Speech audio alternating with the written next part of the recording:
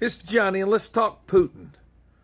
If you were Putin and you were the president of Russia, would you allow the most corrupt organization, NATO, as your neighbor? He's been saying it. He keeps saying it. In the 80s, no NATO. NATO cannot get closer to Russia. Russia's always going to be the bad guys because they teach you everything you know about everything.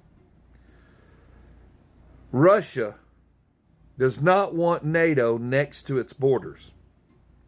They said, we can stop the war. NATO cannot go into Ukraine. Been saying it since the 80s, 70s, 90s, 2000s, 2010. Now we're in 2020s. Ukraine wants to join NATO, and now they're at war. And you would think liberalism, these liberalist propaganda pushers, could calculate or add basic no NATO in Ukraine. When does NATO do good? When has NATO done anything good for anybody? Sure, they keep Russia the bad guy. They're always telling you who the boogeyman is. Isn't that crazy? I'm proud of Putin. I'm proud of him standing up against the corruption. Who's the number one most corrupt country in the world? If you said Ukraine, yeah, it's been corrupt for a long time, but none of it would happen without the United States. Our elected officials all work they're all paid by one foreign country. One foreign country is in charge of our media. One foreign country is in charge of our banking. The United States is trillions of dollars in debt as national debt. To what country? It's really more an organization.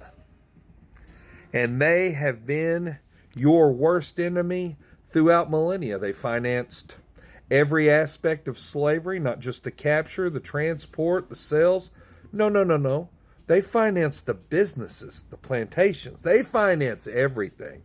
They finance the United States of America. They finance all the corruption in the world. And they're a non-extradition company. Now, a lot of our country, when it comes to pedophilia, it's crazy. That's why all your corrupt elected officials have dual citizenships to one country. I don't need to tell you, but Israel is an idea. It's a land. It's a promised land. He who controls Israel is not Israel. So, when you start digging into Israel, the Palestinian Jew allowed the Ukrainian Jew, here we're back to Ukraine, in 70 years, they genocided them. That's it. It's not, hey man, it's what Ukrainian Jews do. But did you know that there's 19 different Christianities? 19. We're allowed to talk about Christianity till you're blue in the face. You could cuss Jesus Christ. You can talk about Muslims and Allah. You can talk about Buddhists. You can talk about monks. You can talk about Native histories, Native American histories, Mexican histories, spirits, any religion you want except the Jews. How many different categories of Jew is there? Who's their enemies? What wars have they been in? You see what I mean? No questions allowed because they're always the victim. They're in charge of your education. They're in charge of your movies. They're in charge of your music. They're in charge of every aspect of your fucking life. And Russia doesn't, Iran does. Iran's the last of the Persian Empire. The Arab nations, all these nations are watching the Ukrainian Jews occupy Israel right in the middle, in the heart of the Middle East. They've got the best weapons. They got the best defense. They get everything they want. And the United States is its lapdog. Land of the free is what an American will tell you. Hey, man, it's land of the free. What's free? Name one thing that's free. You live on a tax plantation owned by the Jewish faith. They write all the stories. They write most of the religions.